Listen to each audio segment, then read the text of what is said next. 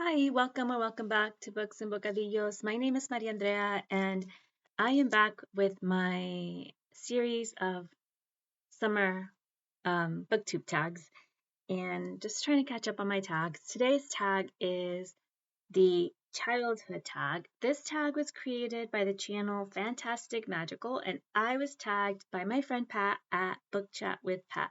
Thank you, Pat, for tagging me. Let's get to it.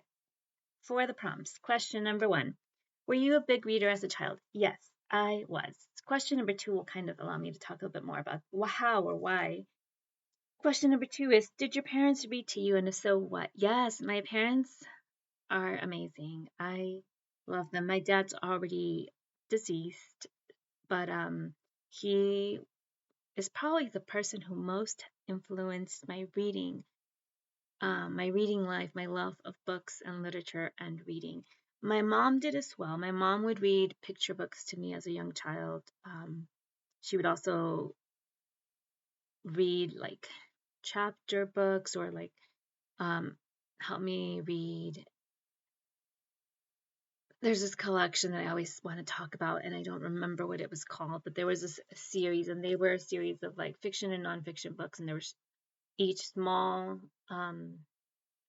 book was a collection of short stories or essays or um, how to tutorials. And so she would help me read a lot of those essays and short stories and tutorials.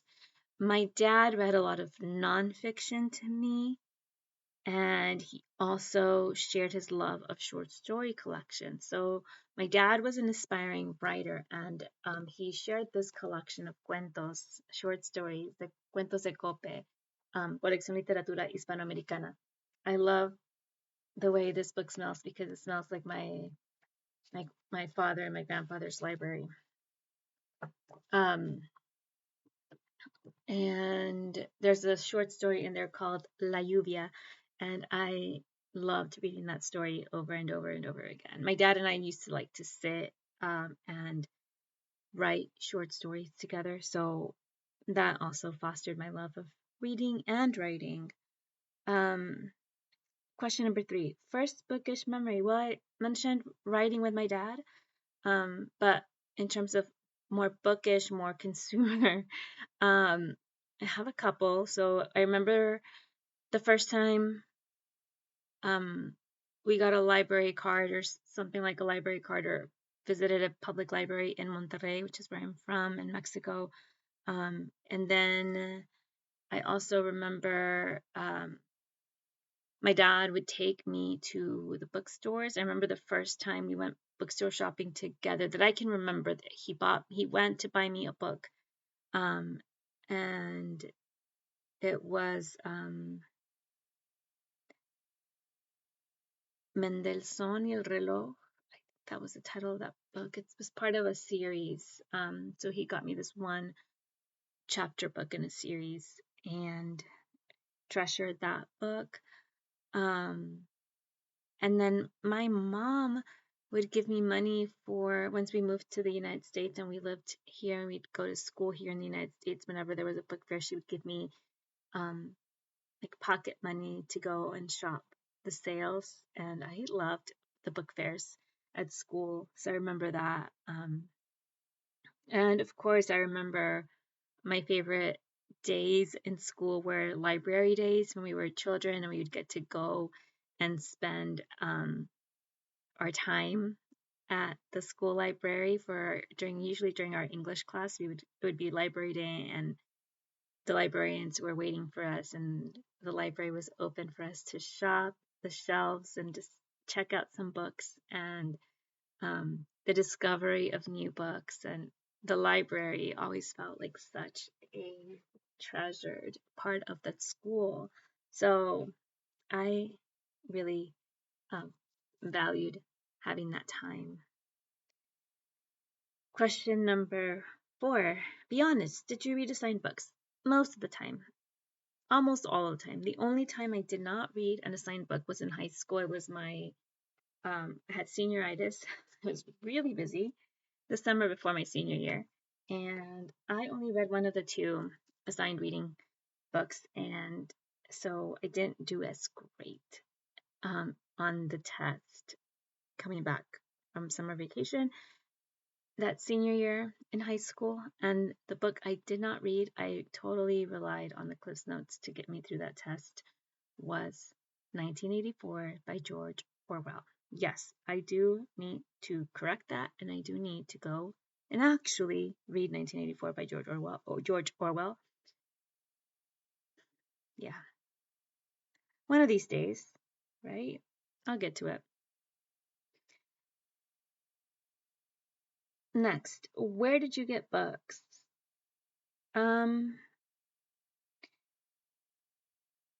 Most of the time, the books I read as a child, I got from the school library or the public library. A couple of times in Mexico, my dad did take me book shopping, just not often, not on a regular basis. I didn't really own too many books. And the book fairs in school, that's where I usually bought books. Most of my book shopping happened at the scholastic book fairs. But most of the books I read were books borrowed from the public library.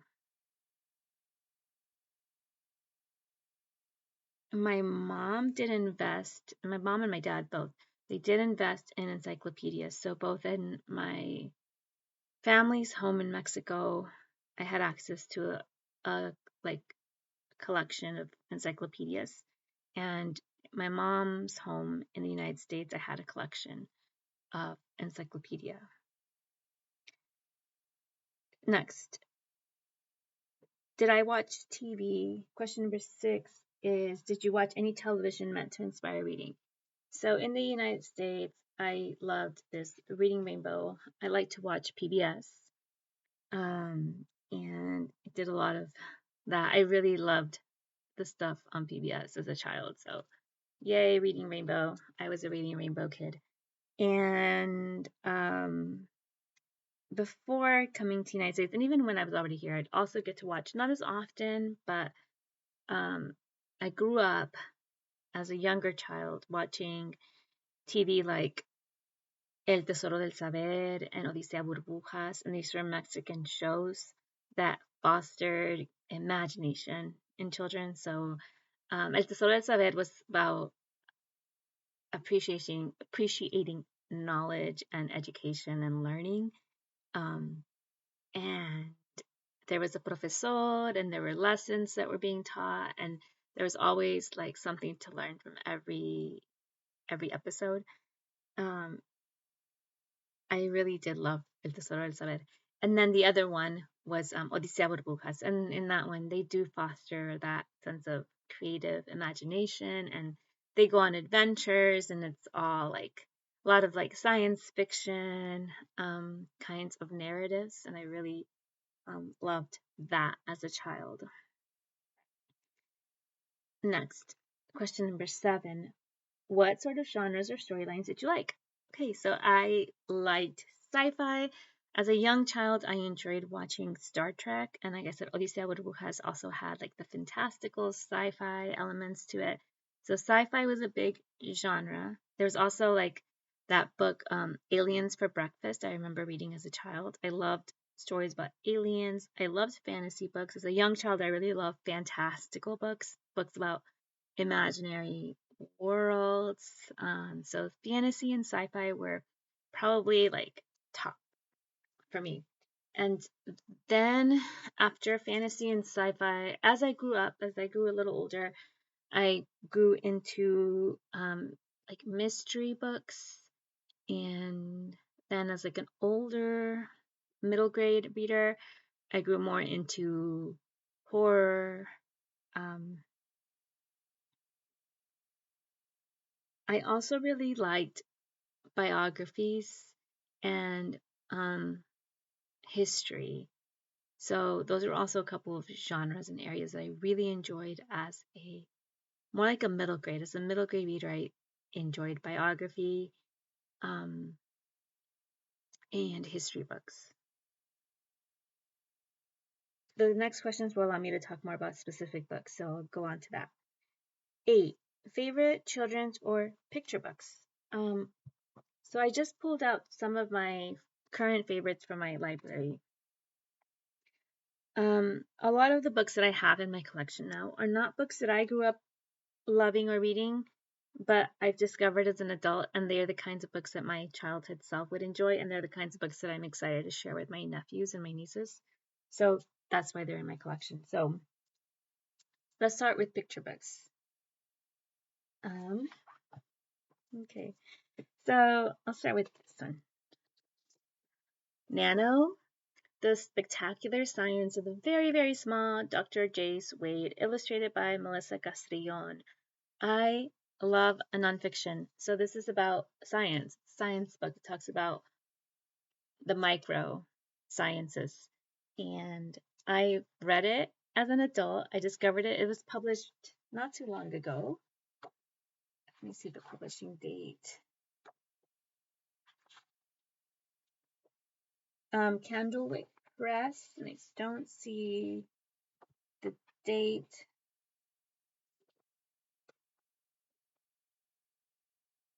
2021.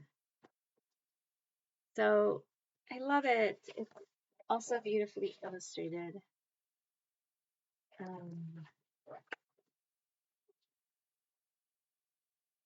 see. This is about graphite. So it's going through like, says there's carbon all over the world in every living thing from daisies to oak trees, beetles to blue whales. You can also find some carbon on its own in nature. When carbon atoms are arranged in layers and stacked like playing cards, they make graphite. You probably have some graphite in your school bag. It's used to make the lead in your pencils, and then it tells you what the molecular structure for the graphite might look like, stacked. And then it says graphite is soft and smudgy because the layers of carbon atoms slide over one another, which makes it easy to leave a mark on paper. So I just love it so much. I love stuff like this that helps you learn. I love learning. And then I'm gonna go with one that I bought very, very recently because I saw Crystal from Fiber Artsy talk about this book, and it's also tied to learning. And it is Spooky Lakes. This is a book that I would have treasured as a child. I would have loved something like this. I loved books about nature and history of nature. So anything that had to do with like treasure hunts or natural like exploration, discoveries of like fossils, space exploration, yeah, like paleontology, archaeology, like all of that stuff. I had a collection of rocks, so I loved earth science and geology. Um, I loved all of that stuff as a kid. So something like this would have been something I would have treasured. And it's the subtitle is 25 Strange and Mysterious Lakes That Dot Our Planet by Geo Rutherford. I bought this book because Crystal talked about it, and it really captured my imagination. Like, show you a bit. So this is Lake Nicaragua, and this is located in Central America in Nicaragua, and it then talks about the history of the place and the lake and why it's spooky, what are the spooky elements to it. Um, a little bit about it. I'll just read a bit here. It says, Lake Nicaragua is the largest freshwater lake in Central America, and it's one of the only lakes in the world with sharks.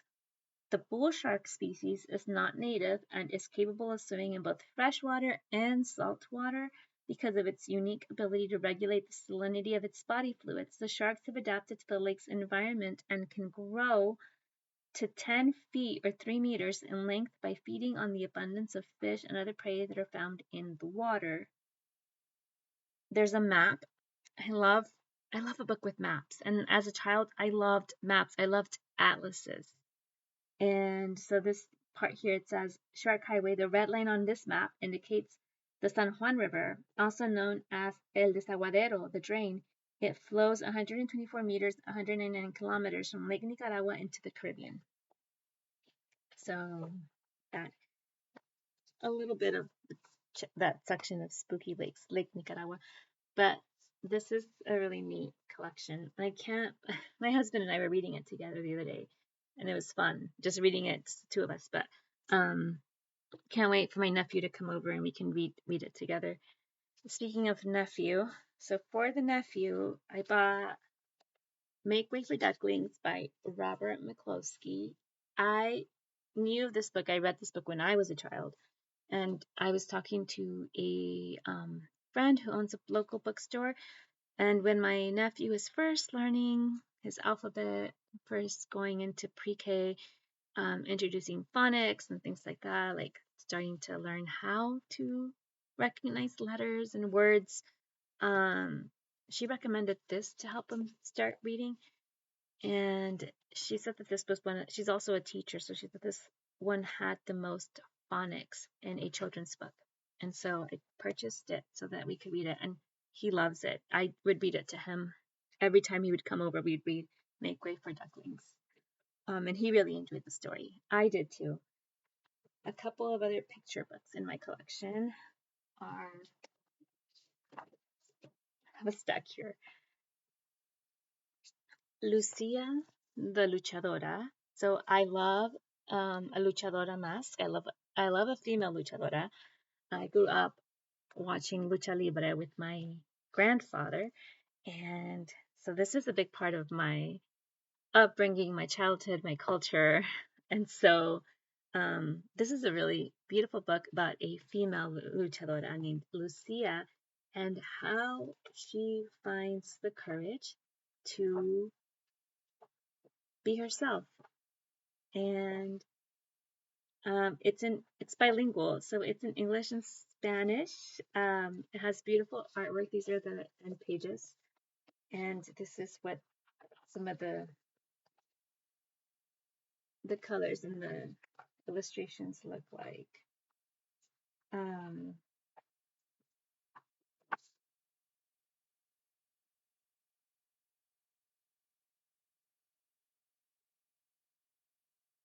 yeah, it's all like girl power and how to channel your anger when you're angry. How to channel the anger into courage and strength and do positive things with it. And then, speaking of anger and doing positive things with our feelings, a book that I also found as an adult that I got from my library so that I could share with the children in my personal and professional life is What Feelings Do When No One's Looking. This is a book in translation. So if you're looking for a children's book in translation for Women in Translation Month in August, this is a great pick. What Feelings Do When No One's Looking by Tina, I cannot pronounce his name, Osiewicz and Alexandra Zashak, translated from the Polish by Jennifer Croft. I've talked about this one too. The drawings here are so soothing and calming, and it's just a gorgeous book. I love the art. I love, like, how beautiful is this? It's just so sweet. Calm pets a dog. This is Calm petting a dog. It's just the sweetest. It talks about what feelings do when no one's watching. So every feeling acts differently. Joy bounces on a trampoline. And it just goes through like that. I absolutely love this. So those are some picture books. And then the other part of this was favorite children's books. Okay, so then I'll talk about this in a little bit. So another book that I discovered as an adult that I love is Nevermore. The Trials of Morgan Crow. I've only read the first one. I would like to continue on with the series. I haven't picked it up, but this is one that I would love to continue with. It's by Jessica Townsend. This is a really great book to read around Christmas. So, note to your TBR. This one, if you want something sweet and cozy and just that'll get you in the Christmas spirit in the best way, Nevermore. Pick it up for Christmas. It's a great Christmas book. This is one that I grew up with and I loved and I've been loving since I was a child, and it's Charlotte's Web by E.B. White. I just love and treasure this book. One of my favorites. It is a Newbery Medal winner. One of my favorite Newbery Medal winners also is I Juan de Pareja. It's one of my favorite books. I don't own a copy of it. I would like to, but I don't own it. I read it as a child. It was probably one of my favorites when I was a child. I Juan de Pareja. It was one that I felt like I could relate to. A book that I also discovered as an adult, and I have the whole series, is The Girl Who Circumnavigated Fairyland in a Ship of Her Own Making by Catherine M. Valente. I love this book. I'm in the second book of the series. I haven't finished. Haven't read the whole series, but I love this book and I am enjoying the second book in the series. I have not finished it though. The Girl and the Ghost by Hannah Alkaf. I also discovered this book recently, read it, loved it. This is one of my all-time favorite middle grade books. And The Girl Who Drank the Moon by Kelly Barnhill. This is also a Newbery Medal winner. It is a beautiful book. I love it so much. A fantasy, and I just love it. It's magical. And then question number 9, favorite chapter or big kid books? So for this one, I mentioned a big kid book. Maybe would be Island of the Blue Dolphins. I read that as a child and I loved it. It was one of my favorite books as a child. Island of the Blue Dolphins. I don't own a copy of it, but I would like to. It's a great book. I think it's also a prize winner. And then I've mentioned this before. I really enjoy reading the encyclopedia. So that is something that I spent a lot of time reading when I was a kid. I loved reading encyclopedias. And also like craft books, cookbooks, all of that stuff I really enjoyed as a kid. Next is favorite children's series. I really loved Nancy Drew. I don't own any Nancy Drew, but as a kid, I loved checking those out from the library. And the Hardy Boys as well, but I didn't read them as much as I read Nancy Drew. And then I wanted to share this because Beverly Cleary, The Art of Ramona Quimby. This was a book that my brother gave me for Christmas a few years back. 65 years of illustrated illustrations from Beverly Cleary's beloved books. I loved the Ramona books, but I loved all Beverly Cleary. I read, I think, the whole Ramona series. I've read the whole Mouse and the Motorcycle. I didn't read all of Beverly Cleary's books as a kid, but I did read quite a bit. Like, I love this